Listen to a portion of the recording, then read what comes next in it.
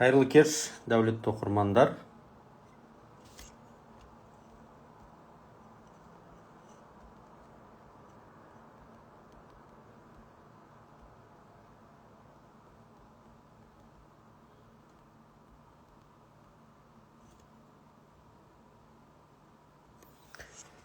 Бүгінгі біздің тікелей эфиріміз 7-20-25 бағдарламасына арналады. Сұрақтарыңыз болса сәлден кейін қоя отырасыздар. Бұл бағдарламаға қатысты таныстыру жұмыстар, толық бағдарламаны білу үшін енді біз талай тікелей эфир өткізгенбіз. Менің ютубымда тегін сабақтар да бар, ақылы сабақтар да бар, тегін посттар да бар. Ал енді кім бұл бағдарлама жайлы білмейді, тағы қосымша ақпарат алғысы келетін болса, бұл тікелей эфир сіздерге арналады. Қолдарыңызға қағаз, дәптер, қалам алып, өздеріңізге керек дүниені түртіп алып отырыңыздар. Жалпы 7-20-25 жайлы мен сіздерге толығырақ ақпарат беру үшін банктың маманында тікелей эфирге қосамын. Дауыс жоқ болған азаматтар тікелей эфирге кіріп, қайтадан шықсаңыздар дауыс шығады. Немесе ұялы телефондарыңызды беззвучный режимнен шығарыңыздар деп айтқым келеді. Көзіңіз жұғысты болсын дейді. Рахмет. Бағана мен пост салдым. Стористардан қарасаңыздар болады. Көзге коррекция қалай жасалғаны. 7-20-25 первоначалкасы емес, бағдарламаны атында тұр. Ол 7-20-25 деп 20% сіз міндетті түрде жинауыңыз керек болады. Маған қазір Freedom Finance банктың менеджері тікелей эфирге қосылып запрос жіберсе, очкемен, шүкір, қазір бір айдай анандай витамин каплялар тамызасын деді. Қазір болады. Бастысы сотка ұстай беруге болады деді, телевизор көре беруге болады деді, тіпті жүгіріп спортпен айналыса беруге болатынын айтты. Көзілдіріксіз жақсы ма екен? Біреу жазып бағана, көзілдіріксіз жас көрінеді екенсіз деп. Тақияңыз күшті екен дейді. Жақсы, рахмет. Енді көзілдіріксіз үйрене берейік.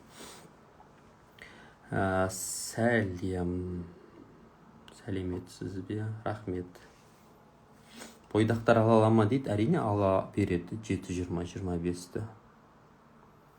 7-20-25-тен төмен отбасы банк бар, мемлекеттік бағдарламалары, немесе опыңызды 16-ға толтырып жылсыз төлеммен алсаңыз 5%-бен аласыз. Атак біздің елде Өзбекстаннан сәлем дейді. Оқана үш құдыққа жалынды сәлем. Freedom Finance коррекция жасаттым, көзілдірікпен де әдемісі. Рахмет. Ассалаумағалейкум, қайырлы кеш. Ассалаумағалейкум, Дәулет мырза. Қалайсыз? Қайырлы кеш, Дәулет мырзаның оқырмандары, жанкүйерлері. Мен есімім Әкежан болады. Мен банк Freedom Finance'тың менеджері болып табыламын. 7-20-25 бағдарламасы бойынша жетекшілердің бірі боламын. Дәулетті оқырмандар, мінекей көп сұрақ қойылып жатыр. Қазір сіздерге осы бір сағаттық эфир барысында 7-20-25 жайлы толық ақпарат ала аласыздар. Ол үшін мына сұрақ қалай болады, не болады демей, қолдарыңызға бір 30 секунд уақыт берейінші. Дәптер, қағаз алыңыздар, жазып бір нәрсені өзіңізге керек дүниені түртіп алып отырыңыз. Кәдімгідей қағаз алыңыз, блокнот алыңыз, қағаз, ручка алыңыз. Ең бірінші жазатынымыз, төбесіне жазып қойыңыз, 7-20-25 бағдарламасы жайлы.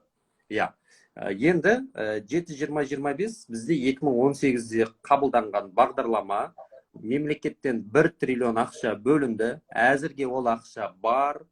Әзірге бұл бағдарлама жұмыс жасап тұр. Сондай елімізде жетекші бір банктердің бірі Freedom Finance 7-20-25-пен өтінімдерді қабылдайды. Бастапқыда бұл Алматы, Шымкент, Нұр-Сұлтан қалаларында болған. Қазір қай қалалар қосылды? Барлық қалада бар, солай ма? Бүгінгі таңда 7-20-25 тұрғын үй бағдарламасы бойынша банк Freedom Finance барлық қалаларда өтініштер қабылдайды және несие береді. Енді құрметті оқырмандар, қараңыздар, бұл бағдарлама жайлы бастапқы жарына жазайық бәріміз. Бастапқы жарнасы 20%. Банктың проценті 7%. Одан шошудың қажеті жоқ. Себебі бізде инфляцияның өзі қазір 13%, базалық мөлшерлеме 14%. Яғни бұл мемлекет субсидирование дейді, мемлекет қолдау білдіріп отырған бағдарлама. Енді қай банкке өтініш беретін боламыз десек, мен айтар едім, Freedom Finance'пен өте ыңғайлы. Себебі цифрлы ипотека қанша уақыт алады? қазір біз сайтты да көрсетеміз сіздерге. Жалпы егер Freedom Finance банктың 7-20-25 тұрғын үй бағдарламасы жалпы айтатын болсақ, қазіргі таңда банк ол жүйені онлайн жүйеге цифрлық форматқа көшіруге сәтті жүргізіп жатыр. Яғни бүгінгі таңда біз онлайн бағдарламалардың арқасында, мемлекеттік қолдаудың арқасында несиені бір тәуліктің ішінде алуға мүмкіндік береміз.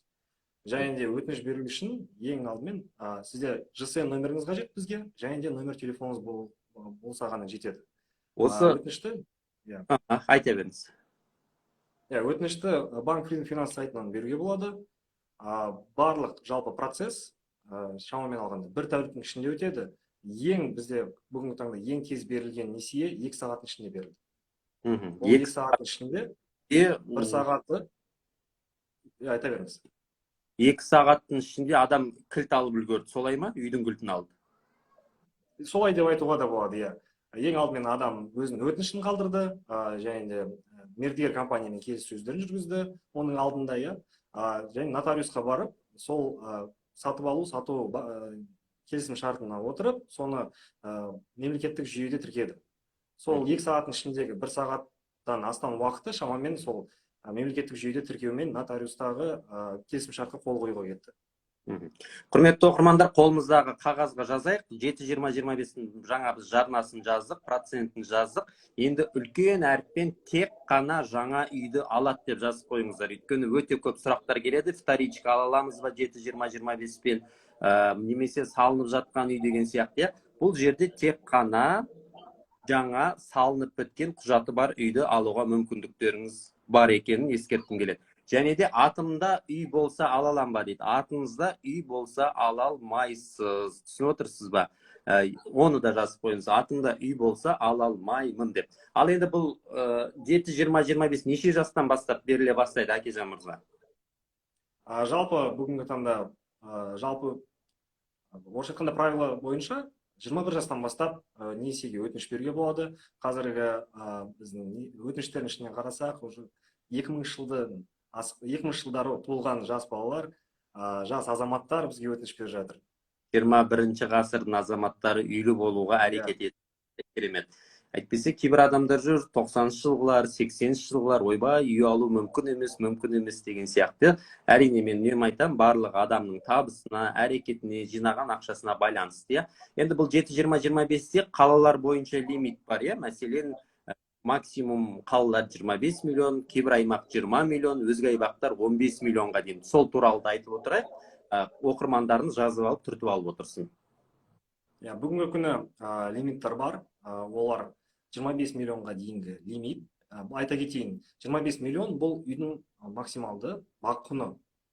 Несие құны 20%. Алғашқы жарнаны алып тастаған кезде 20 миллион бұл.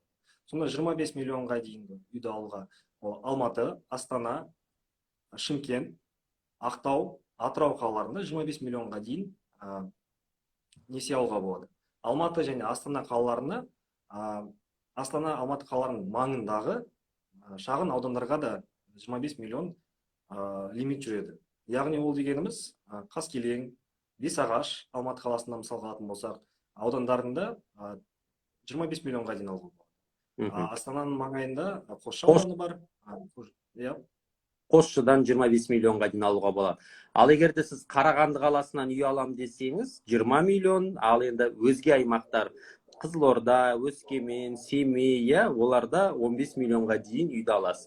Енді мынандай жағдай болуы мүмкін, ол кезде не істесек болады деген. Енді мен жауабын білем, әрине, бірақ оқырмандарға да қойып отырсақ, Мәселен, алатын үйдің бағасы 25 емес, 27 миллион болып кетті.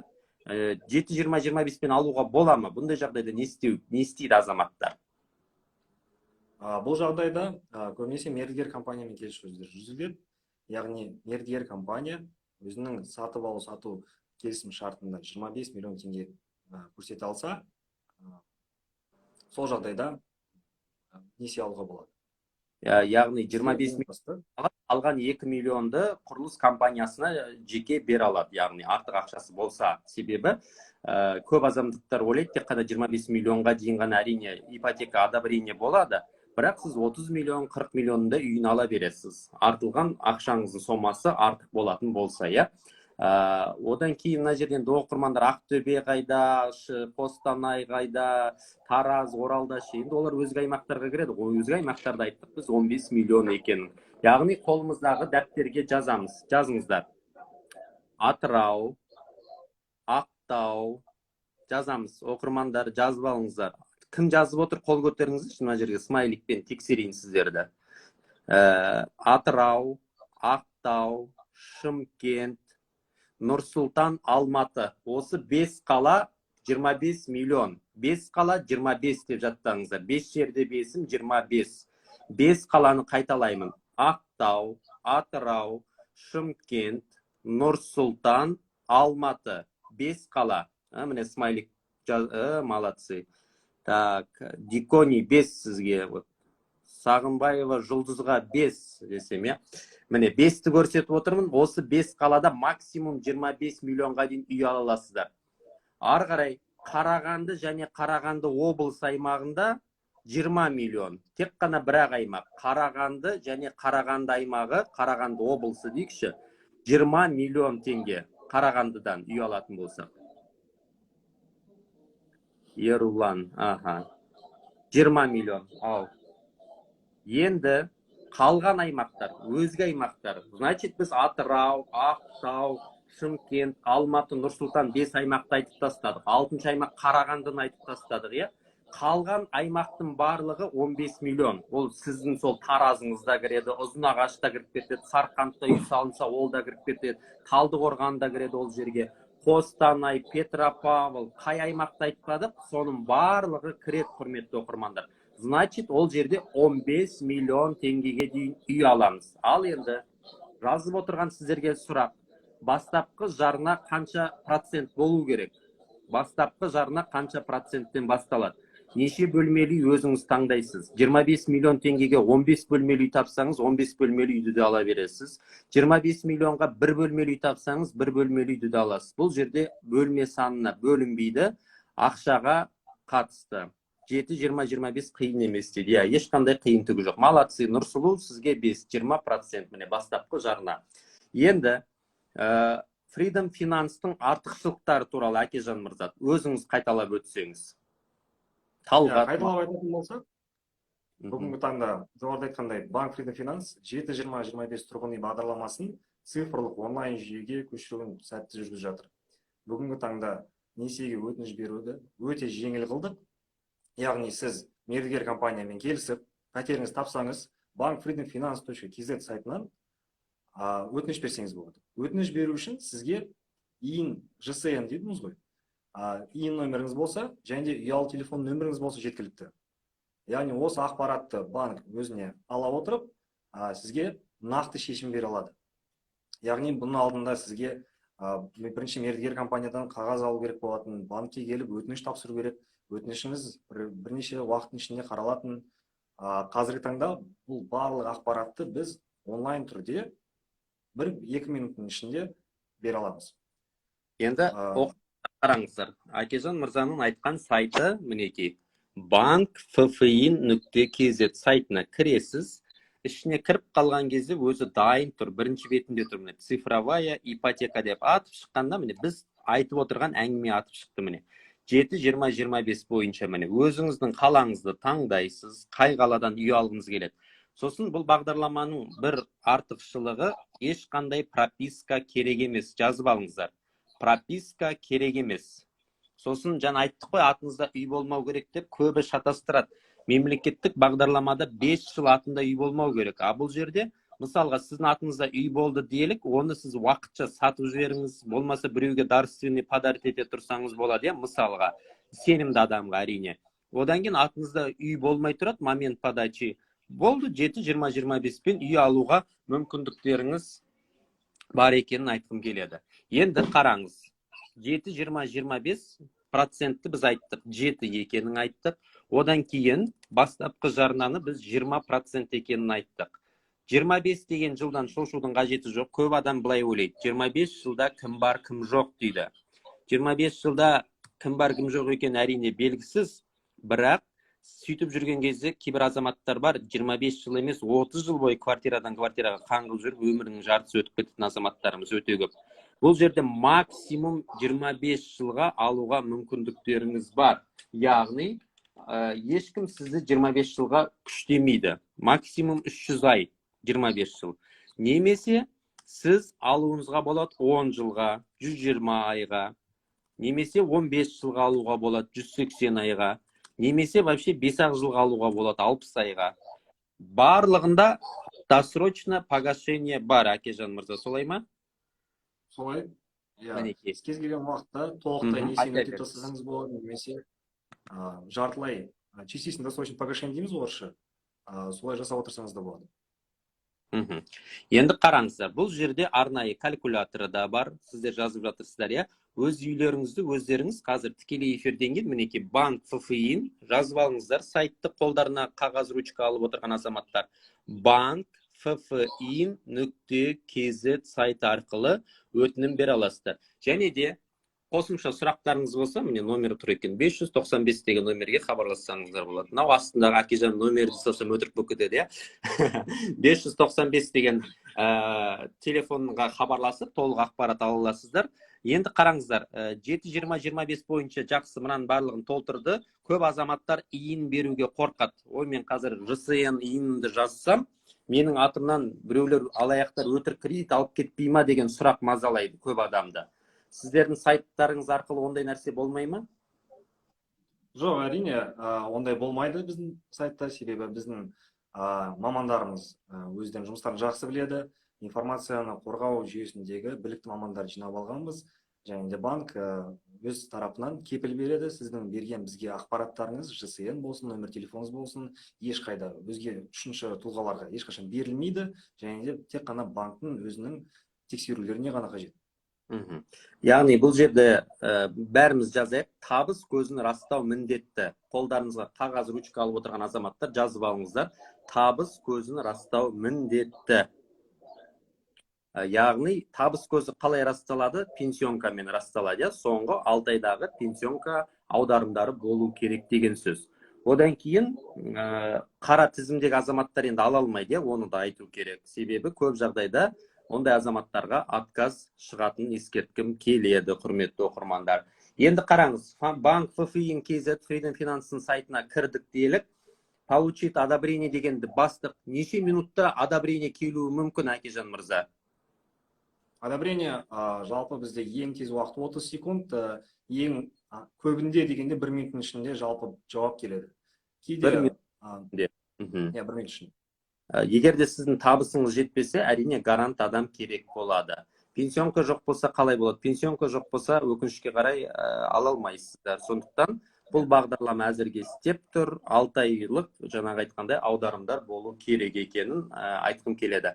Одан кейін бастапқы жарына тек 20 емес, 30, 40, 50, 60% берсе болады. Солай ма? Әрине, сіз өзіңіздің қалтаңызға қарай, өзіңіз мүмкіндіктеріңізге қарай 20%-дан 80%-ға дейін алғашқы жарнаны берсеңіз болады. Бұл бағдарлама бойынша азаматтар кезекке тұра ма, тұрмай ма? Ешқандай кезекке тұрудың қажеті жоқ. Бұл жалпы нарықтық қатынас болғандықтан, сіз өзіңіз пәтеріңіз тапсаңыз, сіз өтініш беріп, кез келген уақытта үйді сатып аласыз несие. Сосын мынандай да азаматтар бар, құрметті оқырмандар, өзі Ақтөбеде жұмыс жасайды, немесе Атырау, Ақтау, басқа қалада жұмыс жасайды. Ол азаматтар Алматыдан, Астанадан, Шымкенттен үй ала бере алады. Сондай ғой, ешқандай шектеу жоқ, иә? Иә. Кез келген Қазақстанның нүктесінде өтініш беріп, шешіміңізді алып, Алматыға келіп, пәтер таңдап, сосын 1 күннің ішінде несиеңізді ресімдеп жүрсеңіз болады. Жеке кәсіпкерлер ала ала ма, яғни ИП-сы барларға қатысты сұрақ? Егер де жеке кәсіпкерлер өздерінің отчисление пенсиондық өтінімдерін төлеп отқан болса, бере алады. Салықтық декларациялардың барлығын 1 жылдық болу керек. Ол кезде ИП болса, 1 жылдан артық жұмыс істеп тұрған, нулевка емес, кәдімгі көп адамдар ИП ашып алады да, оны нулевкамен тапсыра салады. Нулевка болса, значит, сіздің табысыңыз жоқ деген сөз, иә? Сондықтан да, құрметті оқырмандар, бұл жерде міндетті түрде ИП-ның да отчеттары дұрыс болу. 1 жылдан артық жұмыс істеп тұрған ИП болатын болса, әрине жұмыс, то есть банктен одобрение алуға мүмкіндіктеріңіз бар екенін айтқым келеді. Отбасында бір адам атында үй болса, екінші адам өтінім бере алады. Freedom процентсіз рассрочка деп айтатын еді ғой, сол банк па дейді. Процентсіз рассрочка мүмкін сіздің ұялы телефондар, сіздердің банктеріңізде мысалға техникалық заттарды рассрочкаға алуға болады. Ал енді 7-20-25 ұлттық банктың субсидиясымен жасалып жатқан бағдарлама, ол ешқандай рассрочкасы жоқ. 7%, иә. Жақсы, біз 21 жастан бастап айттық, ал енді максимум неше жасқа дейін алуға болады? Сол туралы айтсақ, Әкежан. Бізде максималды жас 68 жас, несиенің біту уақытына қарай. Яғни 68 жастан аспау керек несиенің біту уақытына. Яғни сіз былай айтқанда 40 жасыңызда өтінім берсеңіз, сіз 65 жасқа ол кезде өтіп жатасыз. Яғни 44-тегі адам 25 жылға несие алу қиындау болып қалады.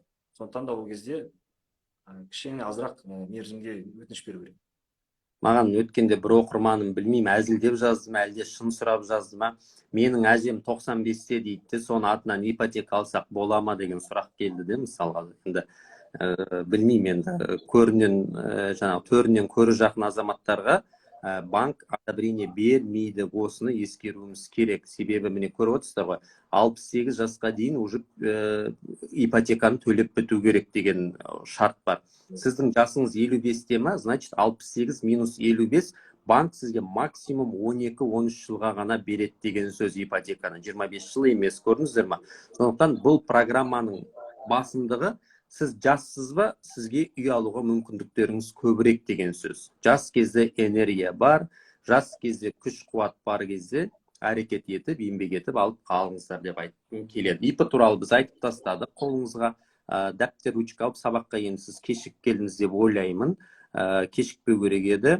Досрочно погашение болса процент алына ма дейді. Процент алынбайды, процент жеті болып қала береді, бірақ переплатасы азаятынын ескерткім келеді. Жылдық мөлшерлемемен есептеген кезде жалпы переплата, общая переплата азаяды. Бірақ процент сол деңгейде қалады.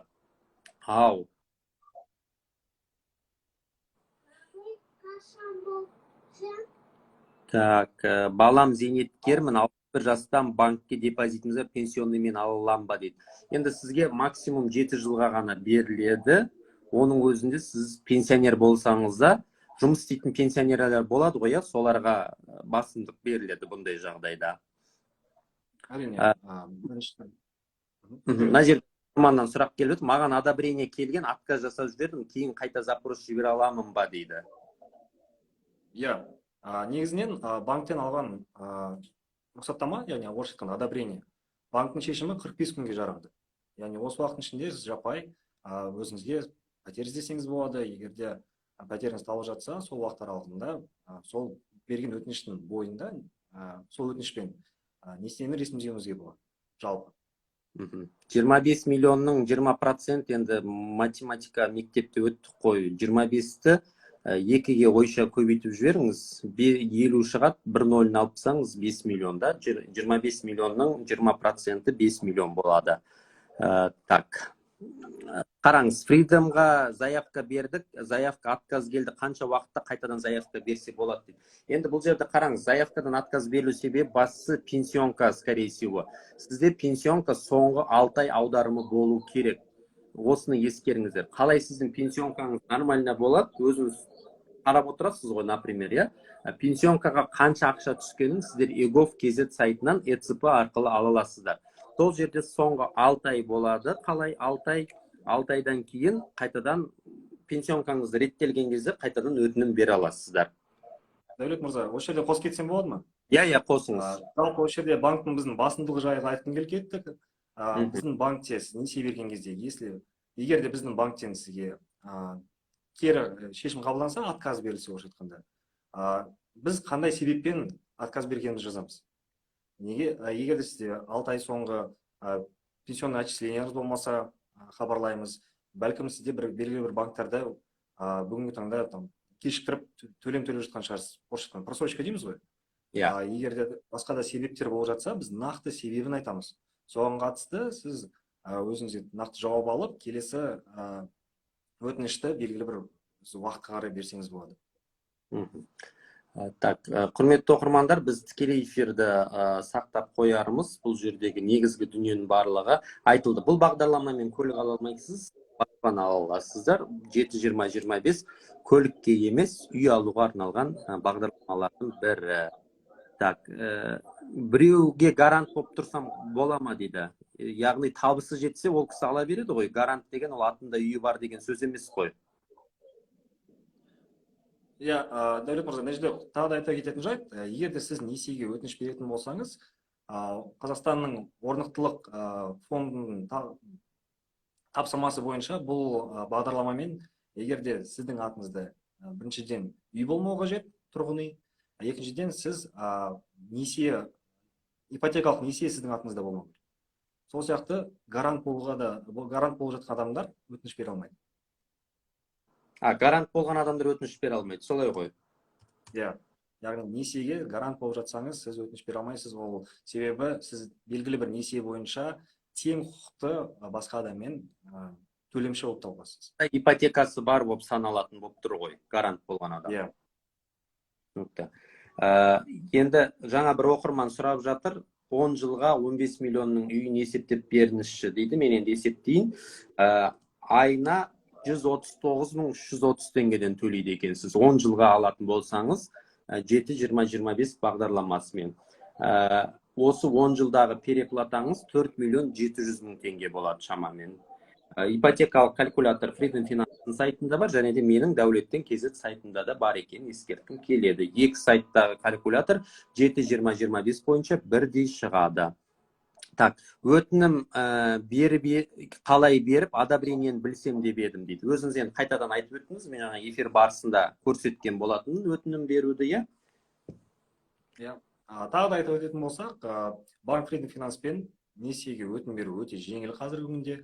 Банк Freedom Finance.kz сайтынан сіз ипотека бөлімінде 7-20-25 бағдарламасы бойынша өтініш бере аласыз. Ең алдымен сізге қаланы таңдау керек, несиенің шартын таңдау керек. Несиенің шарты, яғни ол үйдің құны, сіздің алғашқы жарнаңыз, орысша айтқанда первоначальный взнос, және де сіз қаншалықты мерзімге бұл несиені алғыңыз келетінін белгілеуіңіз қажет. Яғни осы ақпарат толтырғаннан кейін несиеге өтінім беру кнопкасын басу қажет. Сосын ИИН, ЖСН дейміз ғой, ИИН. Және номер телефоныңыз белгілесеңіз қажет, жеткілікті. Осы ақпарат арқылы сіз несиеге өтініш бере аласыз. Несие жоғарыда айтқандай. Оқырмандар бақытты отбасы банк туралы сұрап жатыр. Бірден айтайын, бұл 7-20-25 Жилстройсбербанкте жоқ екенін айтқым келеді. Freedom Finance арқылы bank.ffi.kz сайтына кіріп өтінім бере аласыздар. Осы уақытқа дейін қанша азамат үйлі болды осы Freedom Finance арқылы цифрлы ипотеканың көмегіне жүгіне отыр?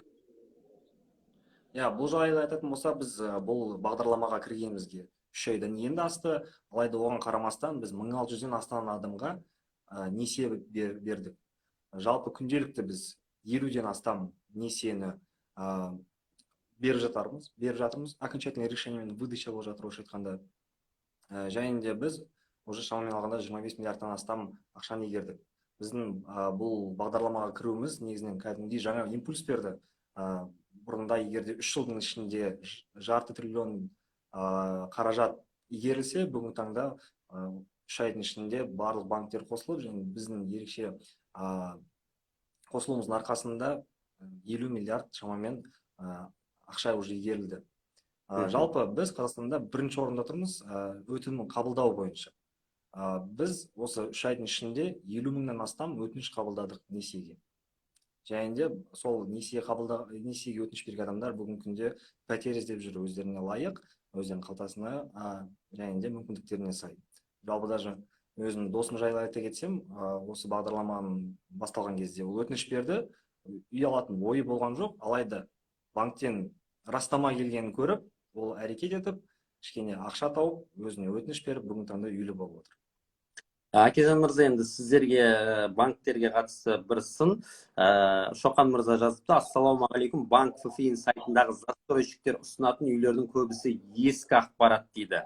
Яғни бұл жерде мынандай ғой, үйлер салынып жатыр, тез өтіп кетеді, банктың сайты оны ақпаратты жаңартып үлгермейді. Солай ғой, иә? Өйткені міне осындай не жазған екен Шоқан мырза. Сондықтан менің беретін кеңесім сол застройщиктерді жиі обновление жасап тұрсаңыздар екен деген тілек.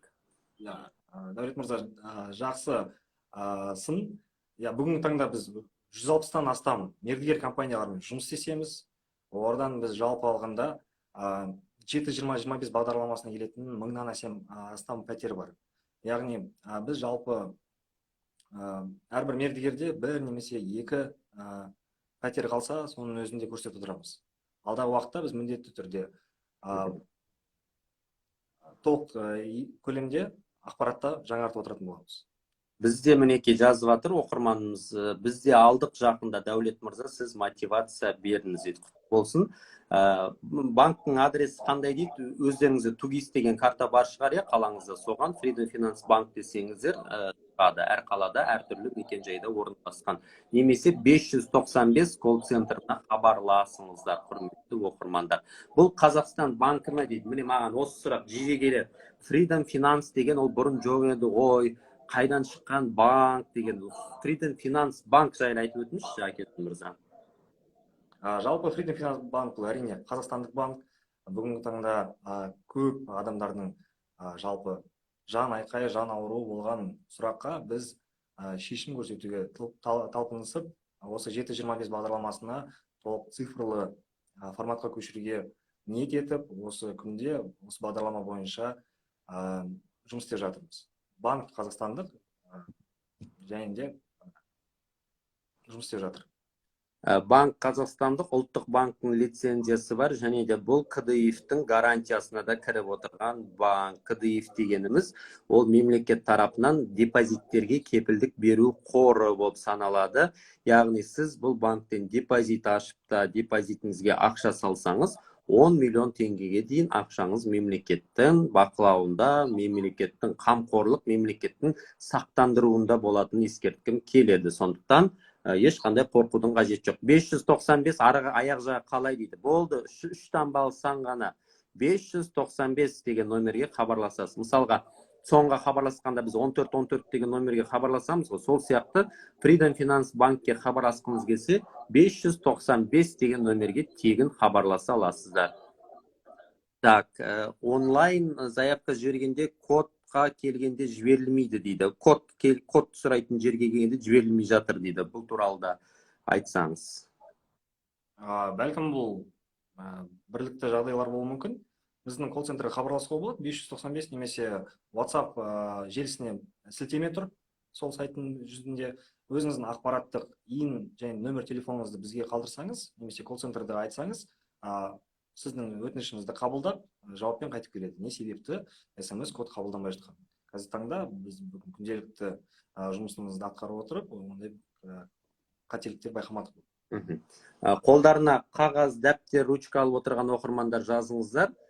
Freedom Finance арқылы 21 жастан бастап, жалпы 7-20-25 ипотеканы 21 жастан 68 жасқа дейін алуға болады. Яғни 68 жас ипотеканы төлеп бітіретін уақыт екенін ескерттік. 21 жастан басталады.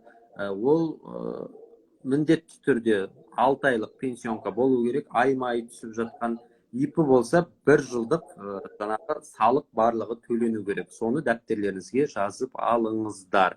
Енді осы төлем жайлы айтып өтейік. Аннуитет деген бар, одан кейін сараланған, яғни дифференциалды төлем бар. Екеуі бір-бірінен айырмашылығы неде? Осы Freedom Finance арқылы үй алатын адам аннуитетті немесе дифференциалды таңдау құқығы бар ма? Әрине. Кез келген екінші дәрежелі қазақстандық банктар сияқты бізде екі төлем түрі белгіленген. Ол сіз айтқандай аннуитеттік және де сарнамалы, сіз айтқандай дифференциалды. Сіз ол сайтта өтініш берген кезде сіз таңдай аласыз. Аннуитет немесе дифференцированный. Аннуитет ол күнделікті айлық төлемдеріңіз бір қалыпты болады. Айына сол бүкіл ипотека бойы 80 мың, 100 мың теңге төлейтін болсаңыз, бүкіл на весь срок орысша айтқанда 100 мың болып қала береді. Ал дифференциалдың айырмашылығы 100 мың емес, сіз басында 140 мың теңге төлеуіңіз мүмкін, кейін ай сайын ол азая береді. Енді салыстырмалы түрде айтатын болсам, құрметті оқырмандар, егер де сіз 15 миллионның үйін бастапқы жарна 20%, 10 жылға алатын болсаңыздар, аннуитеттік төлем бойынша переплата 4,7 миллион теңгеге шығады деп айттық. Ал егер сіз аннуитет емес, дифференциалдық төлемді таңдайтын болсаңыз, переплата 4 миллион 235 мың теңге шығады. Бұл екі ортада сіз қанша? 465 мың теңге эконом жасай алдыңыз деген сөз. 465 мыңға сіз бір холодильник, үйіңізге бір стиральный машина алуға болатынын ескерткім келеді. Бұлай грубо есептейтін болсаңыз, зарплатаға қарайтынын айттық. Қанша болуы керек минимум? Минимум 200 шығар, үйдің бағасына байланысты әрине, бірақ орта есеппен 200 мың теңге болу керек. Предварительный одобрение алғаннан кейін банкке барған кезде отказ бермей ма дейді. Міне жақсы сұрақ. Біздің ерекшелігіміз жоғары айтқандай процесс толықтай онлайн, банкке келудің ешқандай қажеттілігі жоқ. Банк бөлімшесіне мүлдем келудің керек емес. Біздің белгіленген шешім ол анық, яғни сіз сол шешіммен мердігер компанияға барып, пәтеріңізді таңдап, арғы несиені жалғастырсаңыз болады. 7-20-25 жалпы 1 триллион ақша игерілген кезде аяқтайды деген болжам бар, шамамен жылдың соңы деп бірнеше рет посттерда жазған болатын. Қазір жылдың ортасына жақындап қалдық. Бұл бағдарлама бар кезде 7%-пен үлгеріп қалыңыздар. Мынау баспана хиттіде кезінде 11% болғанда кейбір адамдар ойбай деп қымбатсынған. Бірақ білесіздер ме, қазір вторичкамен 11 емес, елдер 20%, 18, 22%-пен алып жатыр өкінішке қарай. Сол баспана хитті армандап отырған адамдар жетеді, кезінде алып қалу керек еді деп. Тура сол сияқты 7-20-25-те бір күні тоқтайды. Сол кезде тағы отырасыз, 7-20-25-іміз күштеді ғой, айналайын еді ғой деп. Сондықтан қолда бар алтынның қадірі жоқ дейді қазақ. Бар кезде пайдаланыңыздар. Кейін 7-20-25-тің орнына 11-12%-тік ипотека келе жатыр. Оны мен анонс ретінде сіздерге айтып отырмын. Сондықтан да мүмкіндігіңіз бар ма? Осы биыл 7-20-25-пен үй алып қалыңыздар. Банк 7%, елдегі инфляция 13%, базалық мөлшерлеме 14, инфляциямыз 13,2 болып тұр. 13,2-ден 7-ні азайтсақ 6,2%-ке сіз бәрібір ұтып отырсыз деген сөз. Егер де сіз ұзақ мерзімді экономикалық анализ жасайтын болсаңыз. Ал енді сіз қазақ пайызке анализ жасайтын болсаңыз, онда айтасыз, ойбай, 10 жылда кім бар кім жоқ, не деген сұмдық переплата, мынау 15 миллионға мен 4,2 миллион қосып беремін деп айта бересіз да. Олай есептемеу керек. Ақшаның құнсыздану деңгейімен есептеулеріңіз керек екенін айтқым келеді. Банк Freedom Finance Қазақстанның қанша қаласында бар? Біз қазір Қазақстанның барлық қалаларында бармыз. Яғни сіз кез келген қаладан бізбен несие алсаңыз болады, және де өтініш қалдыруыңызға болады. Біздің сайтта барлық қалалар қазір белгіленген. Мына Бибі, Нұр дегендер бізде сабаққа кешігіп келді. Енді Марал дегендер, бастапқы жарына қажет па дейді, өз атымды үй болса ала аламыз ба дейді. Енді сіздер бағанадан бері кім сабақта отырды? Отличник оқырмандарым. Кімге мен 5 қоям дедім. Сол оқырмандар жауап бере отырыңыздар сабаққа кешігіп кірген азаматтарға. Семейде бұл бары бағдарлама. Бүкіл Қазақстанда бар деп айтып отыр, бірақ кейбір қалаларда застройщиктер әзірге дайын болмауы мүмкін. Осында ескеріңіздер деп айтқым келеді. Freedom Finance-тың ерекшеліктеріне тағы да бір тоқталып өтсеңіз, Әкежан. Қайтадан ерекшеліктері жайлы айтатын болсақ, өтініш беру онлайн, банктың шешімі онлайн беріледі, және де банк келісім шарттарын толықтай онлайн қол қоюға болады. Егер де біз бұрынғы классикалық ипотеканы қарайтын болсақ, сізге ең алдымен мердігер компаниядан пәтер табу қажет, одан қағаз алу керек, орысша айтқанда техпаспортты, сол техпаспортпен банкке барып өтініш қалдыруыңыз керек, өтінішті 1 немесе 2 күн ішінде қарастыратын, ол өтінішті беру үшін сізге тағыдай қағаз құжаттар жинауға жетеді.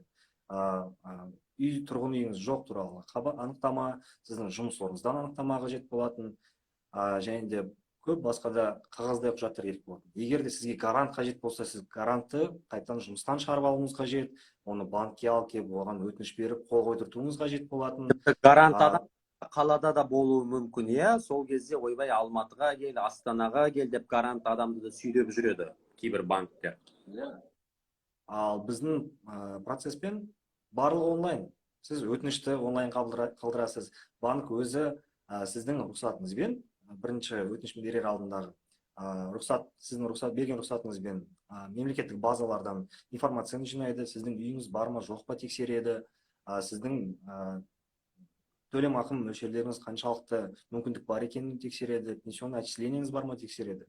Және де егер сізге гарант қажет болса, егер сіз мүмкіндігіңіз жетпей жатса, қарапайым смс арқылы сіз өзіңізге гарант тартсаңыз болады.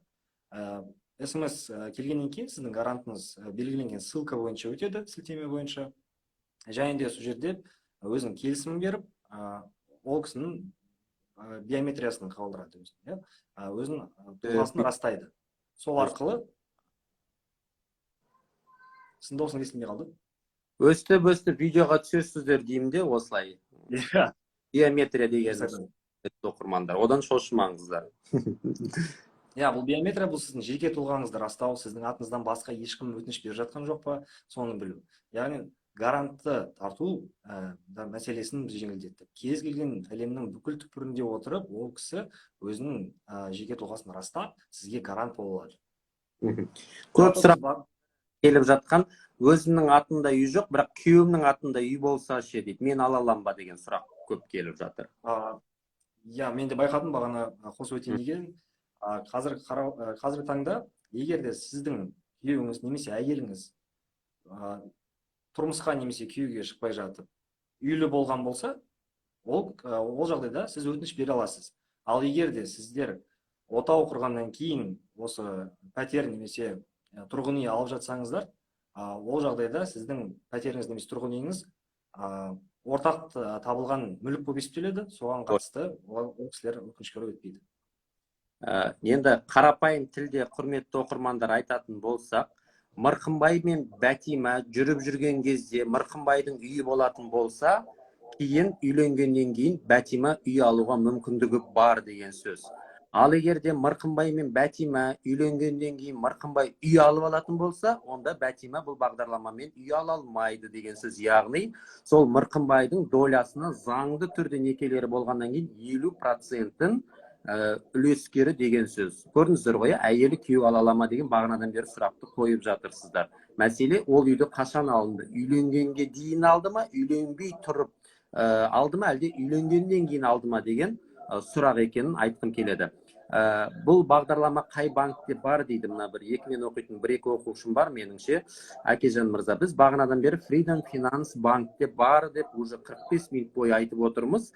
Freedom Finance банкте үйіңізден шықпай-ақ bank.ffi.kz сайты арқылы өтінім бере аласыздар, құрметті оқырмандар. Түсінікті дейді. Бұлай кейде болады бар ғой, банктың тілімен біз түсінбей қаламыз, Әкежан. Бірақ Мырқымбай мен Бәтиманы айтсақ, біз бірден түсініп аламыз. Сондықтан да банктың мамандарынан да менің сұрайтыным қарапайым тілмен қарапайым халыққа қазақ тілінде қарапайым түрде жеткізсеңіздер екен деймін. Мырқымбай мен Бәтима деп айтсаңыздар, менің оқырмандарым бірден түсініп аласыздар. Бұл бағдарламамен біз айттық, тек қана жаңа үйді ала аласыздар. Цифрлы ипотеканың артықшылықтары: бір күннің ішінде үй алуға мүмкіндіктеріңіз бар. 5 минуттың ішінде одобрение аласыздар. Bank.ffi.kz-ке ЖСН кодтары келеді, одан қорқудың қажеті жоқ. Биометриядан өтесіздер, бетіңізді көрсетесіздер, одан қорқудың қажеті жоқ. Ол сыртқа шығып кетпейді, WhatsApp-та таралып кетпейді, тек қана банктың ішкі ақпарат көздерінде ғана ол нәрсе қалатынын айтқым келеді. Банктың мен сілтемесі, яғни сайтты мен тікелей эфирде сақталатын болса, сақталған кезде жазып қоямын, Дұрыс айтасыз, Дәулет мырза дейді. Екінші нарықтағы үйді ала алмайсыздар 7-20-25-пен. 7-20-25-тен бөлек басқа да екінші нарықтан алатын бағдарлама бар ғой, айтпақшы. Ол туралы айтыңыз, бірақ енді оның проценті жоғары екенін бірден айту керек, Ол туралы да айтып өтсеңіз. Біздің банкте жалпы нарықтық мөлшерлеме бойынша ипотекалық бағдарлама бар. Яғни ол да толық цифрланған. Сіз барлық сіздің несиені өтінішті онлайн бере аласыз үйде отырып.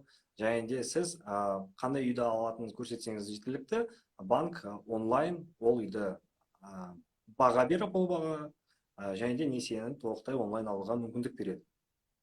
Яғни ол жақта максималды сома 75 миллионға дейін.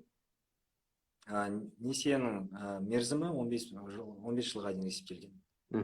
Бұл 7-20-25 емес. Егер сіз вторичка алатын болсаңыз, оны да сайт арқылы өтінім беруге болады.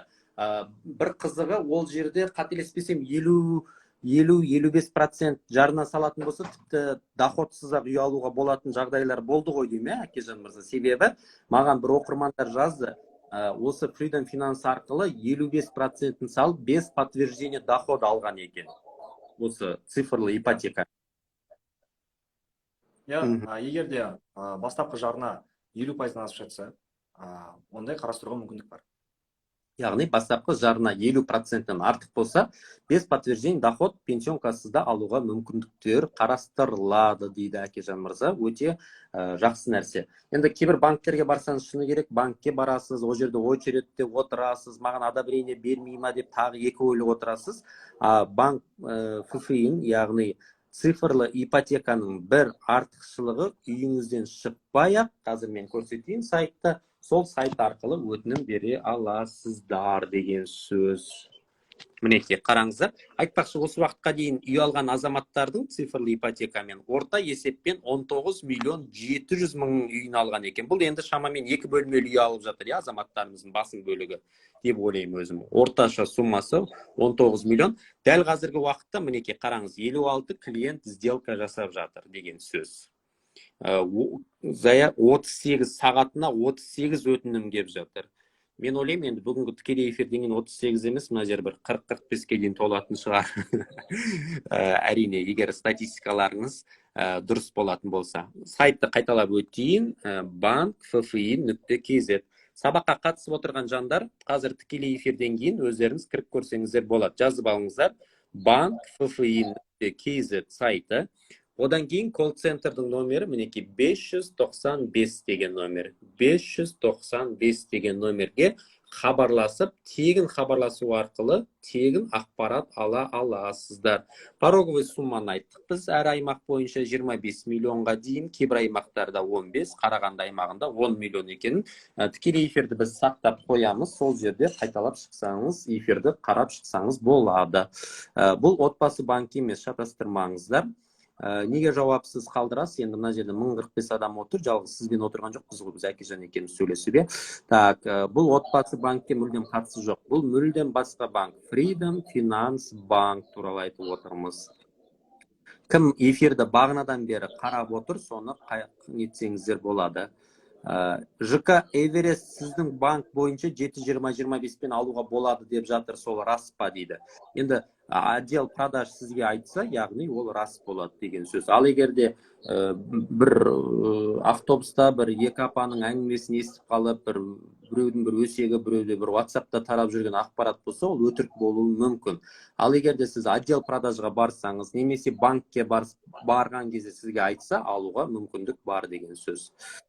Так, 7% деп айттық, эфирді так айттық. Шымкент қаласы бойынша максимум 25 миллион теңгеге дейін үй алуға болады. Банк ФФИ.kz. Вторичка емес, тек қана жаңа үй. Процентті бағдарлама енді атында айтып тұр ғой, 7-20-25, 7%. Прописка керек емес екенін айттық, зарплатаны айттық эфирде. Вторичканың проценті қанша дейді? Әкежан мырза. Қазіргі таңда вторичкада бізде 17%-дан басталады. 17%. Бұл енді мен үшін қымбат, көп процент. Оны мен көп айтпаймын да, десе де енді амал таппаған азаматтар алам десеңіздер, енді 17% көріңіздер.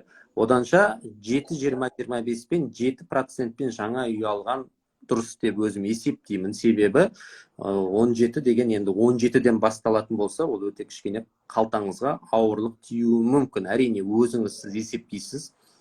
Дәулетте, Әкежан да сізді банкке қинап, зорлап апармайды. Әркім банкке барған кезде бір нәрсе біліп бару керектігін ескерткім келеді. Бұл қаржылық сауат, бұл есеп қисап, есебіңіз дұрыс болатын болса, сіз ұтылмайсыз. Ал егер есебіңіз дұрыс болмайтын болса, әрине, сіз ұтыласыз. Сондықтан 7-20-25 қазір өте тиімді бағдарламалардың бірі. Ертең күні 7-20-25 жабылған кезде 11-12% бағдарламаға шығатын болады. Оған тағы да мемлекеттен 1 триллион ақша бөлінгелі жатыр. Сондықтан 7-20-25-тің проценті 7 болып тұрған кезде үлгеріп қалыңыздар деп айтқым келеді. Ақтау қаласында неше миллионға дейін алуға болады? Біз бағына 5 қаланы жаздық. Сол жерде Ақтау қаласы болған болатын. Сабаққа кешігіп кірген оқырмандар тікелей эфирді біз сақтап қоямыз, оқып қарап шықсаңыздар болады. Атында үй болатынды айттық, 17% айттық. Рахмет, барлығы түсінікті дейді. Ал енді бір қалып қойған нәрсе болса, Әкежан мырза, өзіңіз айта отырыңыз. Тағы да біздің банк финанстың ерекшеліктері жайлы айтқым келеді. Сіздің оқырмандарыңызға айтқым келеді. Біздің банкпен сіз үйде отырып несиеге өтініш бере аласыз. Жалпы несиені алу 24 сағаттың ішінде сізге қолжетімді. Бұл бағдарлама бойынша 7% жылдық мөлшерлеме, алғашқы жарна 20%, 25 жылға дейін алсаңыз болады. Біз қазіргі таңда 160-тан астам мердігер компаниялармен жұмыс істесіп жатырық. Оларда 1000-нан астам 7-25 бағдарламасына келетін пәтерлер бар.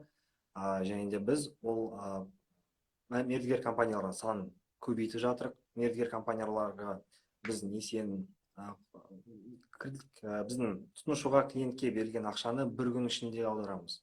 Яғни бұл жаңа импульс тек қана біздің қарапайым тұтынушыларға емес, және де біздің мердігер компанияларға, орысша айтқанда застройщик компанияларға да өте жаңа импульс алып келді. Себебі егер де бұрында мердігер компанияға ақшаны алу үшін біріншіден несие берген сәттен бастап оны алып қол қойғанға дейін 2 апта өтетін, және де ол ақша мердігер компанияға аударылғанша тағы да 1 апта өтетін. Сонымен мердігер компаниялар 3 аптадан жоғары уақыт күтетін. Қазір бізбен бірге, банк финанспен бірге 1 күннің ішінде сіз толықтай несиені алып, мердігер компанияға ақшаны беріп, үйдің кілтін, пәтердің кілтін алып кетуге болады.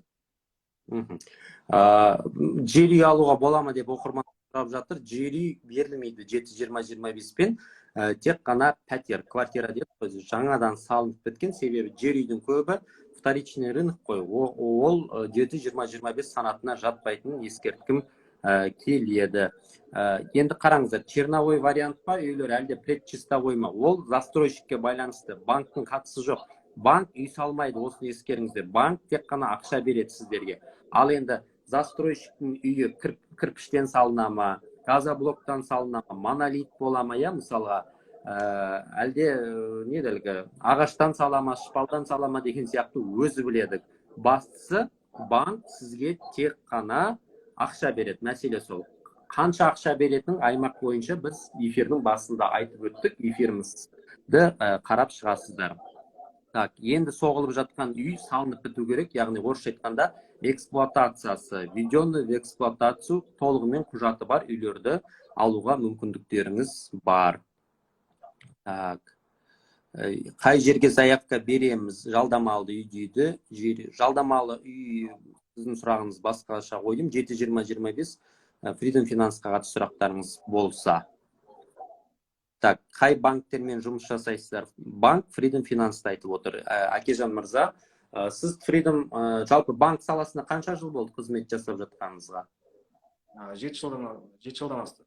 7 жылдан асты жалпы банк саласында.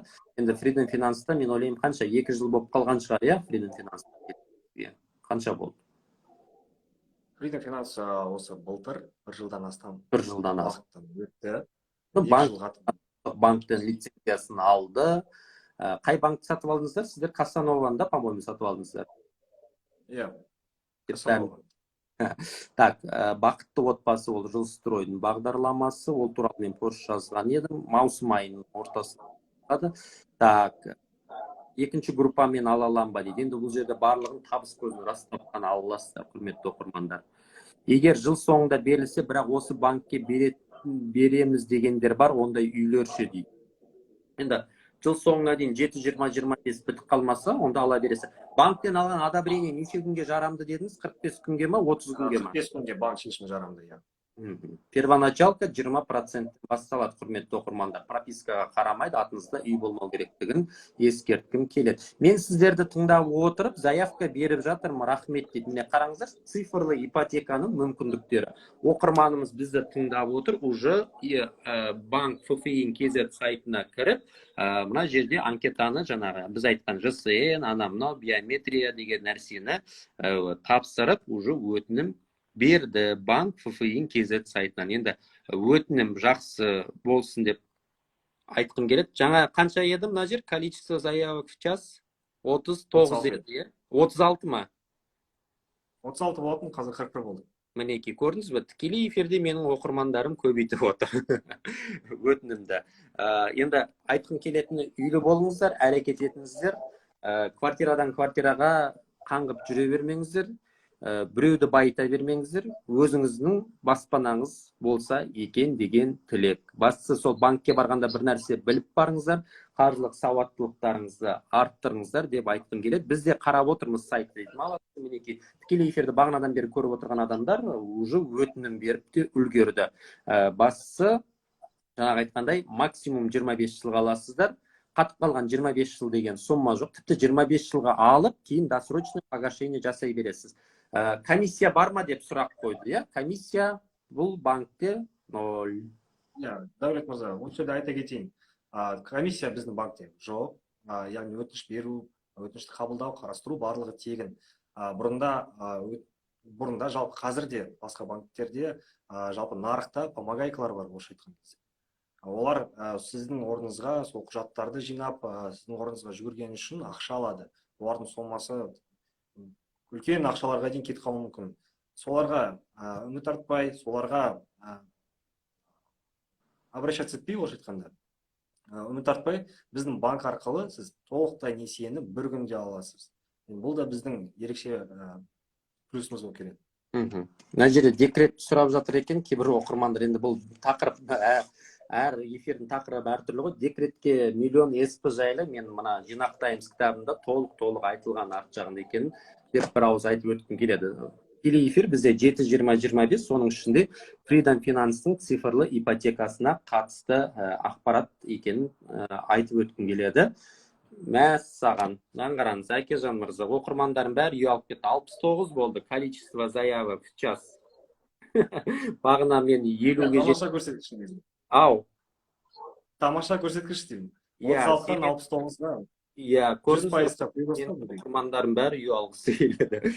Әрине, одобрение шықсын деп айтқым келеді, тілегім келеді. Міне, цифрлы ипотека дегеніміз көз алдымызда өзгеріп жатыр сандардың барлығы. Көрдіңіздер ғой, міне бізде эфир аяқталуға жақын қалды, уже 69-ға бірақ көтерілді. Керемет, міне. Банк FFI.kz қазақстандықтар үшін үйден шықпай-ақ үй алуға мүмкіндік беріп отыр. Мына оқырманның оқиғасына мен таң қалдым. Бірден өтінім берді, то есть таңғы уақытта өтінім берді, кешке уже ақша жаңағы бірден аударылды, бірден үйлі болды. Яғни цифрлы ипотеканың көмегімен сайтқа кіріп көптеген ақпарат ала аласыздар. Әкежан мырза, эфирімізді қорытындыласақ, өзіңіз қорытынды сөз сізде.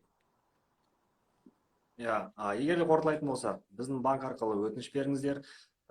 Бағана айтқандай, біздің банк несиеге өтінім беру жүйесін онлайн жүйеге келтіріп, адамдардың өмірін жеңілдетуге тырысып жатыр. Мемлекеттік бағдарлама бойынша біз жұмыс істейміз. Бізде 160-тан астам қазір мердігер компаниялар бар, олардың саны күнделікті көбеюде. Күнделікті біз ол ақпаратты жаңартып отырамыз. Және де көп басқа мердігер компаниялармен жұмыс істейтін боламыз. Қандай біз жилой комплекс дейміз, орысша айтқанда. Тұрғын үй кешенде. Негізгі сайт бөлімшесінде қарасаңыз болады. Және де сіз өтінім бергеннен кейін сізге сіздің қалаңыздағы қолжетімді пәтерлер көрсетіледі. Солардың ішінен таңдап, сіз сосын мердігер компанияға барып, сату бөліміне барып, өтініш қалдырып, сол жерден несиеңізді ресімдесеңіз болады. Барлық процесс. Өз қалаңыздағы адресті 595 деген номер арқылы біле аласыз, немесе тугис карта бар шығар қалаңызда, соған Freedom Finance десеңіз, нақты мекен жайы шығады. Бір оқырманым, мен сенбеймін дейді, енді ол сізді сендіруге біз міндетті емеспіз. Менің де бір туысым бар, 30 жыл болды, ештеңеге сенбейді, қолына пультті құшақтап алып, үйінде жата береді, әлі жатыр, скоро дым жұмыс жасаған жоқ, пенсияға шықсам да ертең күні пенсиям аз болады деп, анаған сенбейді, мынаған сенбейді. Көрдіңіз бе, сенбесеңіз өміріңіз өте береді. Сондықтан тірі адам тіршілігін жасау керек, әрекет ету керек. Мынау 70 болам екен деп қайта-қайта обновление жасап отқаным ғой. Жақсы, эфирден кейін 70-тен асатынға сенімдімін. Жақсы, Әкежан мырза, оқырмандарымыз үйлі болсын. Freedom Finance-тың цифрлы мүмкіндіктерін пайдаланыңыздар. Сау болыңыздар. Сау болыңыз.